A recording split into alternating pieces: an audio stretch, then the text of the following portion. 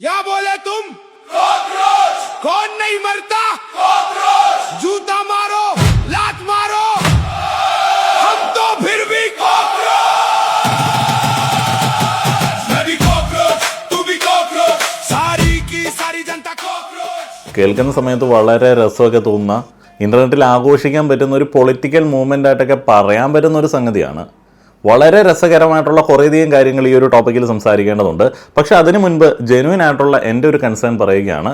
അതൊരു അരസികൻ്റെ രാഷ്ട്രീയ നിരീക്ഷണം എന്നുള്ള രീതിയിൽ കണക്കിലെടുത്തെങ്കിൽ പോലും അത് നിങ്ങളുടെ മൈൻഡിൽ ഉണ്ടാവുന്നത് നല്ലതാണ്. ഈ മീം കൾച്ചർ, ട്രോൾ കൾച്ചർ, അതുമായി ബന്ധപ്പെട്ട് ഇൻ്റർനെറ്റിൽ ഉണ്ടാകുന്ന ഒരു മൂവ്മെൻറ്റിൻ്റെ പ്രശ്നം എന്താണെന്ന് വെച്ച് കഴിഞ്ഞാൽ ഇതിനൊരു ഓർഗനൈസേഷണൽ സ്ട്രക്ചർ ഉണ്ടായിരിക്കില്ല. നിലവിൽ നമ്മളുടെ രാജ്യത്ത് ഒത്തിരിയധികം പ്രശ്നങ്ങളുണ്ട്. കടുത്ത സാമ്പത്തിക പ്രതിസന്ധിയിലേക്ക് പോകുന്നു എന്നുള്ളതിൻ്റെ ലക്ഷണങ്ങൾ അത് രാഷ്ട്രീയപരമായിട്ടും സാമൂഹ്യപരമായിട്ടും നമ്മൾ മനസ്സിലാക്കി കഴിഞ്ഞു. രാജ്യത്തിൻ്റെ നേതൃത്വമൊക്കെ അത് പറഞ്ഞിട്ടുണ്ട്. അപ്പോൾ വലിയ പ്രശ്നങ്ങളിലേക്ക് നമ്മളുടെ ശ്രദ്ധ കേന്ദ്രീകരിക്കാതിരിക്കാൻ വേണ്ടി, അതിനെക്കുറിച്ചിട്ട് ചോദ്യങ്ങൾ ഉണ്ടാവാതിരിക്കാൻ വേണ്ടി ആർക്ക് വേണമെങ്കിലും ഉപയോഗിക്കാൻ പറ്റുന്ന ഒരു ശ്രദ്ധ തിരിക്കൽ പരിപാടിയായിട്ട് ഇതിന് ഉപയോഗിക്കാൻ പറ്റും. തമിഴ് ലാംഗ്വേജിൽ തമിഴ്നാടിൻ്റെ ഇൻ്റർനെറ്റ് സ്പേസ് എന്ന് നമുക്ക് വേണമെങ്കിൽ വിളിക്കാൻ പറ്റുന്ന ഇടങ്ങളിൽ മുഴുവൻ CJP അങ്ങോട്ട് നിറഞ്ഞു കഴിഞ്ഞു. വിജയ്ക്ക് ഇനിയിപ്പോൾ കുറേ ദിവസത്തിന് ടെൻഷനില്ല. ആരും വിജയ് എന്ത് ചെയ്യുന്നു എന്ന് നോക്കില്ല. ഇപ്പോൾ കേരളത്തിൽ കേരള ഘടകം CJP എന്നൊക്കെ പറഞ്ഞിട്ട് വലിയ രീതിയിലുള്ള ട്രോളുകളും മീമുകളും കാര്യങ്ങളും കൊണ്ട് നിറഞ്ഞു. കേരളത്തിൽ സതീശൻ ചെയ്യുന്ന അല്ലെങ്കിൽ സതീശൻ പറയുന്ന ചില കാര്യങ്ങളിലെ വിരുദ്ധതകൾ അല്ലെങ്കിൽ ചില നുണപറച്ചിലുകളെന്ന് ആരോപിക്കുന്ന ഫാക്ച്വലായിട്ടുള്ള ഇറേഴ്സ് ആരും മൈൻഡ് ചെയ്യത്തില്ല. ശ്രദ്ധ കൊടുക്കേണ്ട ഇടങ്ങളിൽ നിന്നെല്ലാം ശ്രദ്ധ മാറിപ്പോകുന്ന ഒരു സാഹചര്യം ഈ ഒരു CJP ഒരു മീം പരിപാടി കൊണ്ട് നടക്കുന്നുണ്ട്. അത് ഇതിൻ്റെ ഒരു യാഥാർത്ഥ്യമാണ്. പൊളിറ്റിക്കൽ സർക്കിളിൽ ഇതിൻ്റെ യൂസബിലിറ്റി എന്താണെന്ന് വെച്ച് കഴിഞ്ഞാൽ നിലവിൽ വിമർശനങ്ങൾ ഏൽക്കാൻ സാധ്യതയുള്ള ഒരു രാഷ്ട്രീയ പാർട്ടിക്കോ അല്ലെങ്കിൽ ഒരു രാഷ്ട്രീയ നേതാവിനോ അല്ലെങ്കിൽ ഒരു മന്ത്രിസഭയ്ക്കോ അവർക്കെതിരെ വരുന്ന വിമർശനങ്ങൾക്ക് പകരമായിട്ട് ആ ഒരു നാട്ടിൽ ഈ CJPയുടെ ഒരു പ്രളയം അങ്ങോട്ട് ഇട്ടാൽ മതി. ഇൻ്റർനെറ്റ് അതിൽ മുങ്ങിപ്പോകും. അൽഗരിതത്തിന് അറിയത്തില്ല ഇതിൽ നല്ലതേതാണ് മോശം ഏതാണ് അല്ലെങ്കിൽ ആളുകൾ അറിയേണ്ടത് ഏതാണ് എന്നുള്ളത്. ഏറ്റവും കൂടുതൽ അറ്റൻഷനുള്ള, എസ്പെഷ്യലി ഏറ്റവും കൂടുതൽ ഫോണൊക്കെ യൂസ് ചെയ്യുന്ന ആളുകൾ ജെൻസി യൂത്ത് അല്ലെങ്കിൽ ജെൻ ആൽഫയൊക്കെ ആയിരിക്കും, അല്ലെങ്കിൽ 90s കിഡ്സ് ഒക്കെ ആയിരിക്കും. അവരിലേക്ക് ഈ സാധനങ്ങൾ മാക്സിമം പുഷ് ചെയ്യുന്ന സമയത്ത്, അവരിതിങ്ങനെ റീഷെയർ ചെയ്യുന്ന സമയത്ത്, എൻഗേജ് ചെയ്യുന്ന സമയത്ത് വേറെ എല്ലാം മുങ്ങിപ്പോകും. അതാണ് ഇതിൻ്റെ ഒരു ജെനുവൻ ആയിട്ടുള്ളൊരു കൺസേൺ. അതവിടെ നിൽക്കട്ടെ. ശരിക്കും പറഞ്ഞു കഴിഞ്ഞാൽ ഈ CJP എന്ന് പറയുന്ന ഒരു പൊളിറ്റിക്കൽ മൂവ്മെൻ്റായിട്ട് ആളുകൾ പറയുന്ന ഒരു കാര്യം കൃത്യമായിട്ടുള്ളൊരു മെസ്സേജ് കൊടുത്തു കഴിഞ്ഞു. അതിവിടെയുള്ള രാഷ്ട്രീയ നേതൃത്വത്തെ, രാജ്യ നേതൃത്വത്തെ, പൊളിറ്റിക്കൽ പാർട്ടീസിനെ, ട്രഡീഷണൽ ഓർഗനൈസേഷൻസിനെ ഒന്ന് പിടിച്ച് കുലുക്കിയിട്ടുണ്ട് എന്നുള്ളത് യാഥാർത്ഥ്യമാണ്. ഇന്ത്യൻ രാഷ്ട്രീയ ചരിത്രത്തിൽ പല പാർട്ടികളും വന്നിട്ടുണ്ട്. ചിലത് ജാതിയുടെ പേരിലാണ്, നിങ്ങൾക്കറിയാം. ചിലത് മതത്തിൻ്റെ പേരിലാണ്, ചിലത് തൊഴിലാളികളുടെ പേരിലാണ്, ചിലത് കർഷകരുടെ പേരിലാണ്. പക്ഷേ കോക്രോച്ച് എന്ന പേരിൽ ഒരു രാഷ്ട്രീയ പ്രസ്ഥാനം വരുമെന്ന് ആരും സ്വപ്നത്തിൽ പോലും കരുതിയിട്ടുണ്ടാവില്ല. ആദ്യ ദിവസം ഇത് കേട്ട പല ആളുകളും ചിരിച്ചു, ഇതൊരു തമാശ എന്നുള്ള രീതിയിൽ. രണ്ടാമത്തെ ദിവസം അതിൻ്റെ ചില പോസ്റ്റുകളൊക്കെ വന്ന സമയത്ത് ഷെയർ ചെയ്തു. മൂന്നാമത്തെ ദിവസം മീമുകൾ നമ്മൾ തന്നെ സ്വയമായിട്ട് ഉണ്ടാക്കാനായിട്ട് തുടങ്ങി. പക്ഷെ കുറച്ച് ദിവസങ്ങൾക്കുള്ളിൽ അതൊരു നാഷണൽ ഡിസ്കഷനായിട്ട് മാറി. ഇതാണ് ഇന്നത്തെ ഇന്റർനെറ്റ് ജനറേഷൻ പൊളിറ്റിക്സ് എന്ന് പറയുന്നത്. കൃത്യമായിട്ടുള്ള ഉദാഹരണമാണ്. പണ്ടത്തേതുപോലെ വേദിയിലിരുന്ന് നീണ്ട പ്രസംഗം പറഞ്ഞ് ആളുകളെ മൊബിലൈസ് ചെയ്യുന്ന കാലമൊക്കെ മാറി. ഇപ്പോൾ ഒരു മീം, ഒരു സർക്കാസ്റ്റിക് റീൽ, ഒരു ട്രെൻഡിങ് ഹാഷ്ടാഗ്, ചിലപ്പോൾ അതാണ് വലിയ പൊളിറ്റിക്കൽ സ്പീച്ചിനേക്കാൾ ഡേഞ്ചറസ് ആയിട്ട് തീരുന്നത്. കോക്രോച്ച് ജനതാ പാർട്ടി അഥവാ CJP ഈ മാറുന്ന പൊളിറ്റിക്കൽ ട്രെൻഡിന്റെ കൃത്യമായിട്ടുള്ള ഒരു ഉദാഹരണമായിട്ട് മാറുന്നത് അങ്ങനെയാണ്. ഇനി CJP, കോക്രോച്ച് ജനതാ പാർട്ടി, അതിൻ്റെ ഒരു ഫോർമേഷൻ്റെ റീസൺസ് പറയുകയാണെന്നുണ്ടെങ്കിൽ, ഒരു സിറ്റുവേഷൻ പറയുകയാണെന്നുണ്ടെങ്കിൽ അതിൻ്റെ കഥ ഇങ്ങനെയാണ്. ഒരു കോൺട്രവേഴ്സൽ റിമാർക്ക് 2026 മെയ് മാസത്തിൽ ഇന്ത്യയുടെ ചീഫ് ജസ്റ്റിസ് ആയിരുന്ന സൂര്യകാന്തിൻ്റെ ഒരു പരാമർശമാണ് ഈ വലിയ ഓൺലൈൻ മൂവ്മെന്റിന് ട്രിഗർ ആയത് എന്ന് റിപ്പോർട്ടുകൾ പറയുന്നു. ഒരു കോടതി പരാമർശത്തിനിടെ ചില അൺഎംപ്ലോയിഡ് യൂത്തിനെ അദ്ദേഹം കോക്രോച്ചസ്, പാരസൈറ്റ്സ് പോലുള്ള വാക്കുകൾ ഉപയോഗിച്ചിട്ട് വിശേഷിപ്പിച്ചു എന്ന വാർത്ത സോഷ്യൽ മീഡിയയിൽ വൈറൽ. പിന്നീട് അതുമായി ബന്ധപ്പെട്ട് ക്ലാരിഫിക്കേഷനൊക്കെ വന്നു എന്നുണ്ടെങ്കിലും അത് അങ്ങനെയൊന്നും അല്ല എന്നൊക്കെ പറഞ്ഞിട്ടുള്ള ചില ക്ലാരിഫിക്കേഷൻസ് ഒക്കെ വന്നു എന്നുണ്ടെങ്കിലും കാര്യങ്ങൾ കൈവിട്ടു പോയിരുന്നു. കാരണം ഇന്ത്യയിലെ യുവാക്കളുടെ വലിയൊരു വിഭാഗം ഇതിനകം തന്നെ തൊഴിലില്ലായ്മ, PSC, UPSC, NEET, JEE coaching ജീവിതം, എക്സാം ക്യാൻസലേഷൻസ്, ക്വസ്റ്റ്യൻ പേപ്പർ ലീക്കുകൾ, അതൊന്നും അല്ല ഇനിയിപ്പോൾ ജോലി കിട്ടുകയാണെന്നുണ്ടെങ്കിൽ തുച്ഛമായിട്ടുള്ള സാലറിയാണ് ഇന്ത്യയിലെ സ്കിൽഡ് ആയിട്ടുള്ള ആളുകൾക്ക് സ്റ്റാർട്ടിങ് തൊട്ട് കുറേ കാലങ്ങളിലേക്ക് കിട്ടുന്നത്. ഗിഗ് എക്കോണമി സ്ട്രഗിൾസിനെ കുറിച്ചിട്ടൊക്കെ വലിയ ഡിസ്കഷൻസ് നടക്കുന്നു. വീട് വാങ്ങി താമസിക്കാനായിട്ടോ വാടകയ്ക്ക് താമസിക്കാനായിട്ടോ ഒരു ഷെൽട്ടറുമായി ബന്ധപ്പെട്ട്, ലാൻഡുമായി ബന്ധപ്പെട്ട് അവൈലബിലിറ്റി അല്ല, ലാൻഡ് പ്രൈസ് ഇങ്ങനെ ഹയർ ആക്കി വെച്ചിരിക്കുകയാണ് ഒരു കൂട്ടം ആളുകൾ. വിവാഹം പോലും സാമ്പത്തികമായിട്ട് ഈ യുവാക്കളെ ഭയപ്പെടുത്തുന്ന ഒരു സാഹചര്യമുണ്ട്. കൂടാതെ ഡിപ്രഷനുണ്ട്, ആങ്സൈറ്റി ഉണ്ട്. ഇതൊക്കെ കൊണ്ട് ഓൾറെഡി ഫ്രസ്ട്രേറ്റഡ് ആയിരുന്നു നമ്മളുടെ യൂത്ത് എന്ന് വേണമെങ്കിൽ പറയാം. അങ്ങനെയാണല്ലോ. ഒന്ന് ആലോചിക്കുമ്പോൾ നമ്മളിൽ പല ആളുകളും ഈ പറയുന്ന ഫ്രസ്ട്രേഷനൊക്കെ ആയിട്ട് തന്നെയാണ് ജീവിക്കുന്നത്. അപ്പോൾ കോക്രോച്ച് എന്ന ആ ഒരു മെറ്റഫർ വളരെ പേഴ്സണലായിട്ട് അവരങ്ങോട്ട് എടുത്തു. അപ്പോൾ അവരെയാണ് അങ്ങനെ വിളിച്ചത് എന്നുള്ളൊരു തോന്നൽ അവരിൽ ഒരു വലിയ കൂട്ടം ആളുകൾക്കുണ്ടായി. അവരതിനെ വിലയിരുത്തിയത് അവർക്ക് പേഴ്സണലായിട്ട് തോന്നിയത്, അത് സ്വാഭാവികമായിട്ട് തോന്നുന്ന ഒരു തോന്നലാണ്, സിസ്റ്റം നമ്മളെ മനുഷ്യരായിട്ട് കാണുന്നില്ല. നമ്മളിൽ പല ആളുകൾക്കും തോന്നാറുണ്ട് ഈ രാഷ്ട്രീയ നേതൃത്വത്തിലുള്ള ആളുകൾ അല്ലെങ്കിൽ അധികാര ശ്രേണിയിലുള്ള ആളുകൾ ഈ താഴേക്കിടയിലുള്ള മനുഷ്യന്മാരെ എസ്പെഷ്യലി യൂത്തിനെ ഒന്നും മനുഷ്യരായിട്ട് കാണുന്നില്ല. അതായിരുന്നു ഈ മൂവ്മെന്റിന്റെ ഒരു ഇമോഷണൽ ഇഗ്നീഷൻ പോയിന്റ് എന്ന് പറയുന്നത്. അങ്ങനെ ഒരു കൊളുത്തി വലിക്കുന്ന ഒരു ചോദ്യത്തിൽ നിന്നാണ് ഈ പറയുന്ന മൂവ്മെന്റ് സ്റ്റാർട്ട് ചെയ്യുന്നത്. സാധാരണ മനുഷ്യർ ഇൻസൾട്ട് കേട്ട് കഴിഞ്ഞാൽ ഡിഫെൻഡ് ചെയ്യും. അവിടെയാണ് ഈ ജനറേഷൻ ഗ്യാപ്പ് നമ്മൾ മനസ്സിലാക്കേണ്ടത്. ഞാൻ അങ്ങനെയല്ല എന്നൊക്കെ നമ്മളിൽ പല ആളുകളൊക്കെ നമ്മളുടെ ജനറേഷൻ വരെ പറഞ്ഞിരുന്നു. പക്ഷേ ഇപ്പോഴത്തെ ഇൻ്റർനെറ്റ് കൾച്ചർ വേറെ രീതിയിലാണ് പ്രവർത്തിക്കുന്നത്. എസ്പെഷ്യലി ജെൻസി അവർ ഇൻസൾട്ട് എടുത്തിട്ട് മീമാക്കും. ഇൻസൾട്ടാണ് മുരളി ഏറ്റവും വലിയ ഇൻവെസ്റ്റ്മെൻ്റ് എന്നൊക്കെ പറഞ്ഞപ്പോൾ അത് ആഘോഷിച്ച ആളുകളാണ് ജെൻസി. അന്ന് ഈ ആഘോഷിച്ച ആളുകളോട് അല്ലെങ്കിൽ ആ ഒരു ഇൻസൾട്ടാണോ ഏറ്റവും വലിയ ഇൻവെസ്റ്റ്മെൻറ്റ് എന്ന കാര്യത്തോട് വലിയ വിയോജിപ്പൊക്കെ എനിക്ക് തോന്നുന്നു ഈ 90s കിഡ്സിൽ കുറേയധികം ആളുകൾക്കുണ്ടായി. എനിക്കൊക്കെ അത് അത്ര അങ്ങോട്ട് ദഹിച്ചില്ല. കാരണം നമുക്കൊക്കെ അത് വളരെ ട്രോമാറ്റിക് ആയിട്ടുള്ള ഒരു ഫീലായിട്ടാണ് തോന്നുന്നത്. പല ഇൻസൾട്ടുകളും നമ്മളെ ഒരിക്കലും വളരാൻ പറ്റാത്ത രീതിയിലേക്ക് തകർത്തിട്ടുണ്ട്. അപ്പോൾ ഇൻസൾട്ടാണ് ഏറ്റവും വലിയ ഇൻവെസ്റ്റ്മെൻ്റ് എന്നൊക്കെയുള്ള കാര്യം നമുക്ക് അങ്ങോട്ട് ദഹിച്ചില്ല. പക്ഷേ ജെൻസി അതിനെ വേറെ രീതിയിലാണ് നോക്കിക്കാണുന്നത്. അപ്പോൾ അവർ ആ ഒരു ഇൻസൾട്ടിനെ എടുത്തിട്ട് മീമാക്കി എന്നുള്ളതാണ് ഇവിടെ നമുക്ക് മനസ്സിലാവുന്നത്.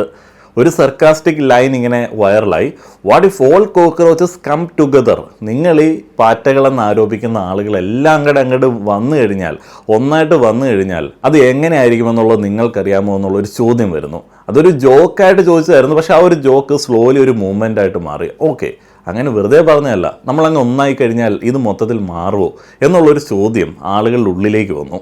क्या बोले तुम? कॉकरोच! कौन नहीं मरता? कॉकरोच! जूता मारो, लात मारो, हम तो फिर भी कॉकरोच! പിന്നെല്ലാം വളരെ പെട്ടെന്നായിരുന്നു. ഈ ഒരു CJPയെ കുറിച്ചിട്ട് ആദ്യം ഒരു ഡിസ്കഷൻ വരുന്ന സമയത്ത് ഞാനിതൊരു വലിയ മൂവ്മെൻ്റ് ആയിട്ട് വിചാരിച്ചിട്ടൊന്നുമില്ലായിരുന്നു. പക്ഷേ 2 ദിവസം കൊണ്ട് ഇത് ഭയങ്കരമായിട്ട് അങ്ങ് ഫ്ലഡ് ചെയ്തു. ഇൻസ്റ്റഗ്രാം പേജസ് വന്നു, ലോഗോസ് വന്നു, മെമ്പർഷിപ്പ് ഫോംസ് വന്നു, ഒരു സറ്റേറിക്കൽ മാനിഫെസ്റ്റോ പല ആളുകളും അപ്ലോഡ് ചെയ്യുന്നുണ്ട്. ആളുകൾ പ്രൊഫൈൽ പിക്ചറായിട്ട് CJP ലോഗോ ഒക്കെ ഇടുന്നത് കണ്ടു. ഇതിൽ ഏറ്റവും ഇൻട്രസ്റ്റിംഗ് ആയിട്ടുള്ള ഫാക്ടർ എന്താണെന്ന് വെച്ച് കഴിഞ്ഞാൽ ഈ മൂവ്മെൻറ്റ് ഒരു അപമാനം, തങ്ങൾക്കേറ്റ ഒരു അപമാനം റിജക്റ്റ് ചെയ്തില്ല, അതിനെ അങ്ങ് ഏറ്റെടുത്തു. നിങ്ങൾ ഞങ്ങളെ കോക്രോച്ച് എന്ന് വിളിക്കുമോ? ശരി, അപ്പോൾ ഞങ്ങളൊക്കെ ഒരുമിക്കും, ഞങ്ങൾ കോക്രോച്ചുകൾ തന്നെ ആണെന്നേ എന്ന് പറഞ്ഞിട്ടുള്ള ഒരു രീതിയിൽ അതിനെ അക്സെപ്റ്റ് ചെയ്തു. അതാണ് ഇൻ്റർനെറ്റ് റിബലിയൻ്റെ പുതിയൊരു സൈക്കോളജി എന്ന് പറയുന്നത്. ആ ഒരു psychology is actually really new എന്ന് നമ്മൾ പറയേണ്ടി വരും. പക്ഷേ ഇതൊരു എക്സ്പീരിയൻസ് ആണ്. മനസ്സിലാക്കാനായിട്ട് ഇവിടെയുള്ള ആളുകളെ, ഇവിടെയുള്ള ഒരു ഇൻ്റർനെറ്റ് യങ് കമ്മ്യൂണിറ്റിയെ മനസ്സിലാക്കാനായിട്ടുള്ള കൃത്യമായിട്ടുള്ളൊരു എക്സാമ്പിളാണ്. സത്യത്തിൽ നോക്കിയാൽ കോക്രോച്ച് മനുഷ്യർക്ക് ഏറ്റവും അറപ്പുണ്ടാക്കുന്ന ജീവികളിലൊന്നാണ്. നമ്മളാരും നമ്മുടെ ഭക്ഷണത്തിൽ കോക്രോച്ച് കയറുന്ന ഇഷ്ടപ്പെടുന്നില്ല. കോക്രോച്ച് ഉള്ള സ്ഥലങ്ങളിൽ നിന്ന് ഭക്ഷണം കഴിക്കാനായിട്ടോ അവിടെ ജീവിക്കാനായിട്ടോ നമ്മൾ ആഗ്രഹിക്കുന്നില്ല. പക്ഷേ അതേസമയം അതൊരു സർവൈവർ കൂടിയാണ് എന്നുള്ളത് മനസ്സിലാക്കുക. എവിടെയും ജീവിക്കുക സാധനം, എളുപ്പത്തിൽ ചാവത്തൊന്നുമില്ല. ഹിറ്റടിച്ച് തീർന്നാലും അതിൻ്റെ മണം പോകുമ്പോഴത്തേക്ക് ഇവനങ്ങ് തിരിച്ചു വരും. സിസ്റ്റം എത്ര ചീഞ്ഞാലും ഈ പാറ്റകൾ അതിനുള്ളിൽ സർവൈവ് ചെയ്യും എന്നുള്ള ഒരു മെസ്സേജാണ് ഈ യുവാക്കൾ ഇതിൽ നിന്നെടുത്തത്.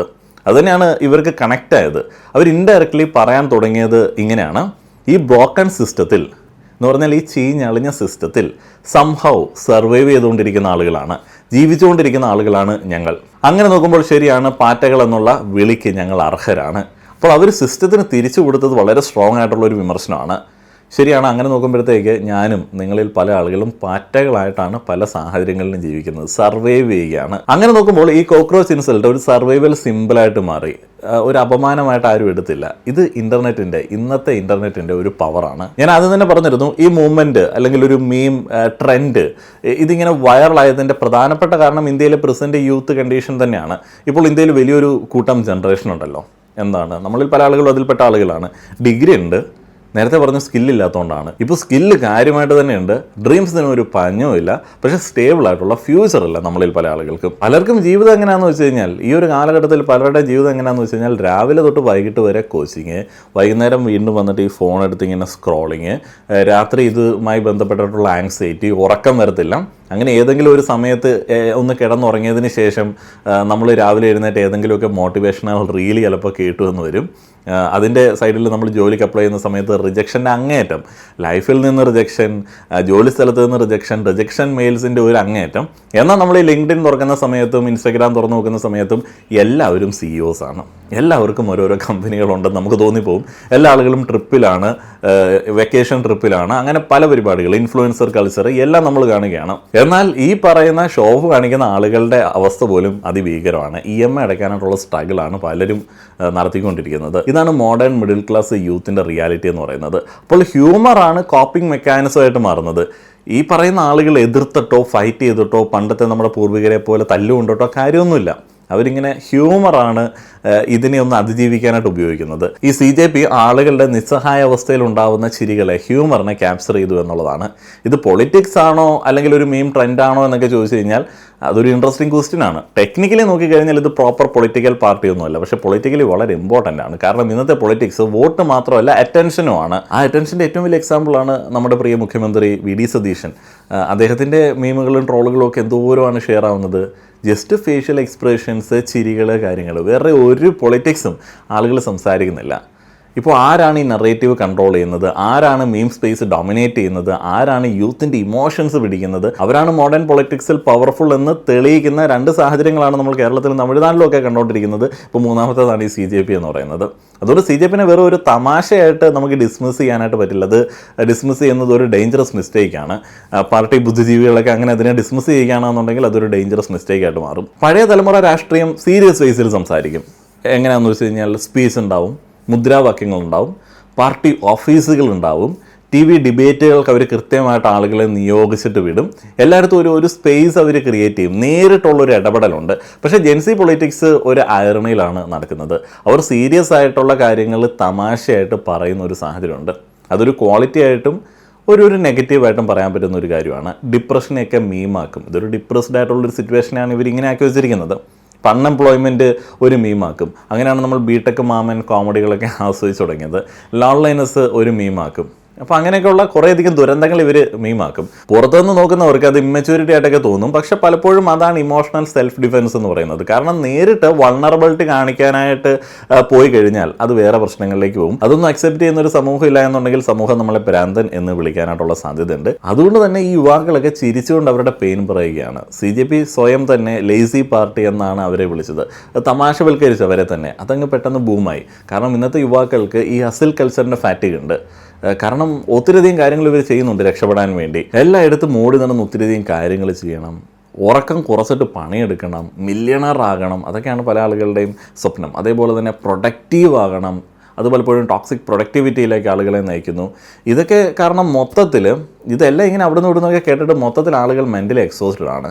ഒരു ജനറേഷൻ മുഴുവൻ ബേൺ ഔട്ടിലാണ് എന്ന് നമുക്ക് നിസ്സംശയം പറയാനായിട്ട് സാധിക്കും. അതുകൊണ്ടാണ് സർക്കാസ്റ്റിക് ആയിട്ട് അവർ പറയുന്നത് അത് ഞങ്ങൾ ലേസിയാണ്. അതൊരു ജോക്ക് മാത്രമല്ല, ടോക്സിക് പ്രൊഡക്ടിവിറ്റി കൾച്ചറിനോടുള്ള ഒരു സൈലൻറ്റ് പ്രൊട്ടസ്റ്റ് കൂടിയാണ്. ഈ പണിയെടുക്കുക, എല്ലുമുറിയെ പണിയെടുത്ത് കഴിഞ്ഞാൽ പല്ലുമുറിയെ തിന്നാന്നൊക്കെ പറഞ്ഞിട്ട് പട്ടിപ്പണി എടുപ്പിച്ച് അടിമയാക്കാൻ വേണ്ടി ഡിസൈൻ ചെയ്തിട്ടുള്ള ഒരു കൂട്ടം ആളുകളാണ് നമ്മൾ. നമുക്ക് തരുന്ന ഏറ്റവും തെറ്റായിട്ടുള്ളൊരു മെസ്സേജ് ഉണ്ട്. പഠനം കഴിഞ്ഞാൽ ജോലി എന്ന് പറയുന്ന ഒരു കാര്യം. വേറെ ക്രിയേറ്റീവായിട്ടുള്ള ഒരു സർവൈവൽ തിങ്കിങ്ങിനെ കുറിച്ചിട്ട് നമുക്കൊരു ട്രെയിനിങ്ങും ഇല്ല, ഒരു കുഞ്ഞു മെസ്സേജ് പോലും നമുക്ക് തരുന്നില്ല. ആരുടെയെങ്കിലും കീഴിൽ ജോലി എടുക്കുക. സത്യത്തിൽ ഈ മൂവ്മെൻറ്റിൻ്റെ CJP മൂവ്മെൻറ്റിൻ്റെയൊക്കെ ഒരു ട്രിഗർ ഇരിക്കുന്നത് അൺഎംപ്ലോയ്മെൻറ്റിൽ തന്നെയാണ്. ഇന്ത്യയിൽ അൺഎംപ്ലോയ്ഡ് യൂത്ത് ഒരു സ്റ്റാറ്റിസ്റ്റിക്സ് മാത്രമല്ല, അതൊരു ഇമോഷണൽ കാറ്റഗറി ആയിട്ട് മാറിയിരിക്കുകയാണ്. ഇപ്പോൾ പല ആളുകളും 5 വർഷം അല്ലെങ്കിൽ 10 വർഷമൊക്കെയാണ് ഈ +2 ശേഷമൊക്കെ പഠിക്കുന്നത്. എക്സാം എഴുതുന്നു, റാങ്ക് കിട്ടുന്നുണ്ട് പല ആളുകൾക്കും. എന്നാൽ ലിസ്റ്റ് ക്യാൻസൽ ചെയ്യുന്ന സാഹചര്യങ്ങൾ, ജോലി കിട്ടുന്നില്ല, PSCയുടെ ഡിലേ വരുന്നു, കോൺട്രാക്ട് ജോബുകളിലേക്ക് ഒത്തിരിയധികം ജോബുകൾ മാറുന്നു, എപ്പോൾ വേണമെങ്കിലും പറഞ്ഞു വിടാവുന്ന ഒരു സാഹചര്യങ്ങൾ, ലോ സാലറി, അവസാനം വീട്ടിലിങ്ങനെ റിലേറ്റീവ്സിൻ്റെ ഒരു ചോദ്യവും കൂടെ ഉണ്ടാവും. ജോലി ആയില്ലേ മോനെ ഇതുവരെ എന്ന് പറയുന്നൊരു സംഗതി. ആ ഹ്യൂമിലിയേഷൻ സ്ലോലി ഒരു ആങ്കറായിട്ട് മാറും. CJP ആ ഒരു ആങ്കറിന് മീം ലാംഗ്വേജ് നൽകി എന്നുള്ളതാണ്. എന്തുകൊണ്ടാണ് ഇത് ജെൻസിക്ക് അത്ര റിലേറ്റബിൾ ആയിട്ട് തോന്നിയത് എന്നുള്ളത് വളരെയധികം ക്ലിയർ ആണ്. കാരണം ഇതൊരു ഐഡിയോളജി സംസാരിച്ചില്ല, ലെഫ്റ്റ് ആണോ റൈറ്റ് ആണോ എന്നുള്ളതിനെ കുറിച്ചിട്ട് പറയുന്നില്ല. ഇമോഷൻസ് ആണ് സംസാരിച്ചത്, ബേൺ ഔട്ടിനെ കുറിച്ചിട്ടാണ് സംസാരിച്ചത്, എക്സോസ്റ്റഡ് ആയിട്ടുള്ള ആ ഒരു മാനസിക അവസ്ഥയെക്കുറിച്ചിട്ടാണ് സംസാരിച്ചത്. അതേപോലെ തന്നെ നമ്മളെ മൈൻഡ് ചെയ്യാത്ത അല്ലെങ്കിൽ നമ്മളെ ശ്രദ്ധിക്കാത്ത പാറ്റകളെ പോലെ അവോയ്ഡ് ചെയ്യുന്ന ആ ഒരു സാഹചര്യത്തെയാണ്, ഫീലിംഗ് ഇഗ്നോർഡിനെ കുറിച്ചിട്ടാണ് അവർ സംസാരിച്ചത്.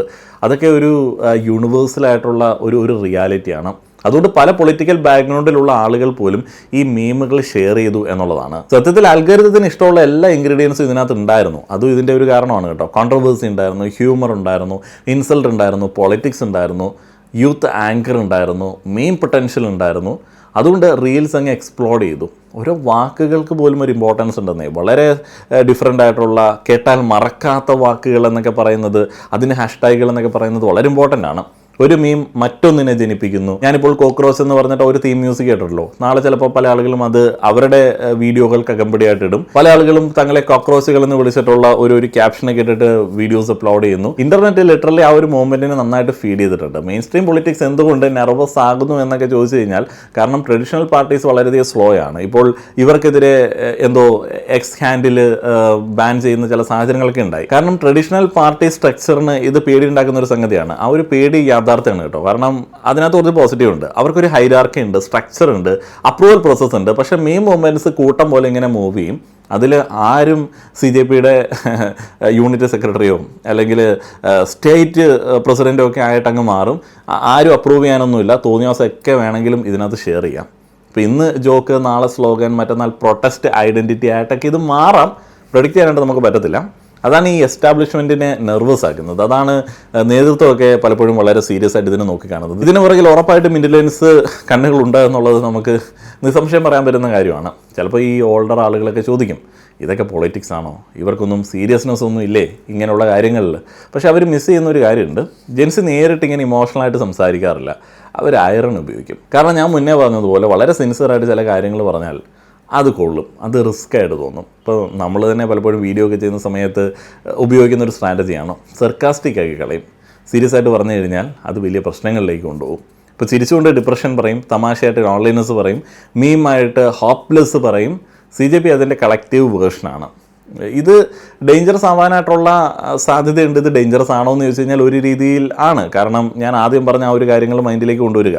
കാരണം മീം പൊളിറ്റിക്സിന് രണ്ട് സൈഡുണ്ട്. പോസിറ്റീവ് സൈഡ് എന്താണെന്ന് വെച്ച് കഴിഞ്ഞാൽ അൺഹേർഡ് യൂത്തിന്, ആരും കേൾക്കാത്ത യൂത്തിന് വോയിസ് നൽകും. അത് ഫ്രസ്ട്രേഷൻ എക്സ്പ്രസ് ചെയ്യാനായിട്ടുള്ള സ്പേസ് നൽകും. നെഗറ്റീവ് സൈഡ് എന്താണെന്ന് വെച്ച് കഴിഞ്ഞാൽ സീരിയസ് പൊളിറ്റിക്സ് ഇതിനകത്ത് മുങ്ങിപ്പോകും. അപ്പോൾ എല്ലാം ജോക്കായിട്ട് ആളുകൾ അങ്ങ് നോക്കിക്കാണും. എല്ലാം ജോക്കല്ല. നമ്മുടെ രാജ്യം എന്ന് പറയുന്നത് ഒട്ടും സേഫായിട്ടുള്ളൊരു കണ്ടീഷനിലല്ല. ഇപ്പോൾ അറ്റൻഷൻ പിടിച്ചു വാങ്ങാൻ പൊളിറ്റിക്സ് മാത്രമായിട്ട് ഇത് മാറും. കാരണം ഇത് വെച്ചിട്ട് ഒരു ഇൻസ്റ്റാഗ്രാം പേജ് ഉണ്ടാക്കാനും ഇത് വെച്ചിട്ട് ഒരു യൂട്യൂബ് ചാനൽ ഉണ്ടാക്കാനായിട്ടും അതിൽ കൂടെ പല കാര്യങ്ങളും പറയാനായിട്ടും അതിൽ കൂടെ വേറെ എന്തെങ്കിലും ലാഭങ്ങൾ ഉണ്ടാക്കാനായിട്ടും ഒക്കെ ഉള്ള പരിപാടിയൊക്കെ ഇതിനോടൊപ്പം നടക്കും. അപ്പോൾ ഇതൊന്നും നമ്മളെ പ്രത്യക്ഷത്തിൽ ഗുണം ചെയ്യാനായിട്ടുള്ള സാധ്യതയൊന്നുമില്ല. അതോടൊപ്പം ഞാൻ ആദ്യം പറഞ്ഞ കാര്യമുണ്ടല്ലോ, ഏറ്റവും കൂടുതൽ ഫണ്ടുള്ള പൊളിറ്റിക്കൽ പാർട്ടീസൊക്കെ ഉള്ളൊരു രാജ്യത്താണ് നമ്മൾ ജീവിക്കുന്നത്. അവർക്ക് ഈ വൈറാലിറ്റിയൊക്കെ നല്ല രീതിയിൽ ഉപയോഗിക്കാൻ അറിയാം. അവർക്ക് കൃത്യമായിട്ടുള്ള PR ടീമൊക്കെ വേണം. അപ്പോൾ നേതൃത്വം തന്നെ ചില കാര്യങ്ങളിൽ നിന്ന്, വിമർശനങ്ങളിൽ നിന്ന് വഴിതിരിക്കാനായിട്ട് ഇതിനെ ഉപയോഗിക്കാനുള്ള സാധ്യതയുണ്ട്. അപ്പോൾ വൈറാലിറ്റി കൊണ്ട് മാത്രം രാജ്യം മാറത്തില്ല എന്നുള്ളത് നമ്മൾ മനസ്സിലാക്കുക. ഗ്രൗണ്ട് ഓർഗനൈസേഷണൽ സ്ട്രക്ചർ വേണം. അത് പഠിക്കാനായിട്ട്, ആർക്കും പഠിക്കാനായിട്ട് ഒരു മുഖ്യ എക്സാമ്പിളായിട്ട് എടുക്കാൻ പറ്റുന്ന കാര്യമാണ് TVK പാർട്ടി. അതിൻ്റെ ഒരു ഓർഗനൈസേഷണൽ സ്ട്രക്ചർ അത് വളരെ ഈസി ആയിട്ട് നമുക്ക് പഠിക്കാൻ പറ്റുന്ന ഒരു സംഗതിയാണ്. ലീഡർഷിപ്പ് വേണം, സ്ട്രക്ചർ വേണം. അപ്പോൾ അത് ഈ മീം കൾച്ചർ അല്ലെങ്കിൽ ഈ മീം ട്രെൻഡ് കൊണ്ട് മാത്രം കിട്ടില്ല. പക്ഷേ ഒരു കാര്യം ഉറപ്പാണ്, CJP ഡിസപ്പിയർ ചെയ്താലും അതൊരു വലിയ മെസ്സേജ് ഓൾറെഡി നൽകി കഴിഞ്ഞു. ഇന്ത്യയിലെ യുവാക്കൾ ആകെ മൊത്തത്തിൽ മടുപ്പിലാണ്, ടയേർഡാണ്. അവർക്ക് മോട്ടിവേഷണൽ സ്പീച്ച് അല്ല വേണ്ടത്, അവർക്ക് എമ്പതി വേണം. അവർ പറയുന്നത് ബേസിക്കലി ഇതാണ്: ഞങ്ങളെ ലേസി എന്ന് വിളിക്കുന്നതിന് മുൻപ്, ഞങ്ങളെ കോക്രോച്ച് എന്ന് വിളിക്കുന്നതിന് മുൻപ് ഞങ്ങളുടെ ജീവിതം നോക്കൂ. ഞങ്ങൾ മീം ഇടുന്നുണ്ട്, പക്ഷേ ഉള്ളിൽ എക്സോസ്റ്റഡ് ആണ്. കാരണം ഇതൊരു പൊളിറ്റിക്കൽ ഐഡിയോളജിയേക്കാൾ കൂടുതൽ ഒരു ഇമോഷണൽ കണ്ടീഷനെ റെപ്രസെൻറ്റ് ചെയ്തു. കോക്രോച്ച് ജനതാ പാർട്ടി യഥാർത്ഥത്തിൽ ഒരു പാർട്ടിയാണോ എന്നതല്ല ഇമ്പോർട്ടൻറ്റ്. പണ്ടത്തെ തലമുറ വഴിയിലിറങ്ങി പ്രതിഷേധം അല്ലെങ്കിൽ വഴിയിലിറങ്ങി സമരം ചെയ്ത അവകാശങ്ങൾ നേടിയെടുത്ത ആളുകളാണ്. അവർക്കിത് ദഹിക്കില്ല. പക്ഷേ നിങ്ങൾ ഇന്നത്തെ ജനതയെ കുറ്റം പറയുന്ന സമയത്ത് മനസ്സിലാക്കുക, ഇന്നത്തെ ജെൻസി അല്ലെങ്കിൽ 90s കിഡ്സ് പല ആളുകളും, പ്രൊഫഷണൽസ് ആയിട്ടുള്ള പല ആളുകളും ഒത്തിരിയധികം EMI ട്രാപ്പിലാണ്. അവർക്ക് 1-2 ദിവസം ലീവൊന്നും എടുത്തിട്ട് സമരത്തിനൊന്നും പോകാൻ പറ്റത്തില്ല. ഇനിയിപ്പോൾ സമരത്തിന് പോയിട്ട് വല്ല അടിയോ വല്ലതും കിട്ടിക്കഴിഞ്ഞാൽ നമുക്ക് മെഡിക്കൽ ലീവ് ഒന്നും ഇല്ലടേ. അപ്പോൾ മെഡിക്കൽ ലീവൊക്കെ എടുത്തിട്ട് അവിടെ കിടന്നു കഴിഞ്ഞാൽ EMI മുടങ്ങും, കുടുംബം പട്ടിണിയാവും. അപ്പോൾ ആ ഒരു ട്രാപ്പിലേക്ക് നമ്മുടെ ഒരു രാജ്യം നമ്മളെ കൊണ്ടുവന്ന് എത്തിച്ചിട്ടുണ്ട്.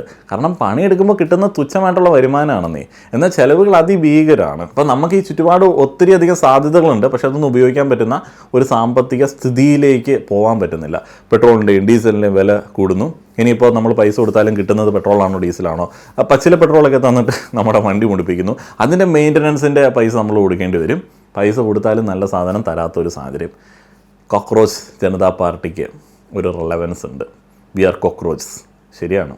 നന്ദി.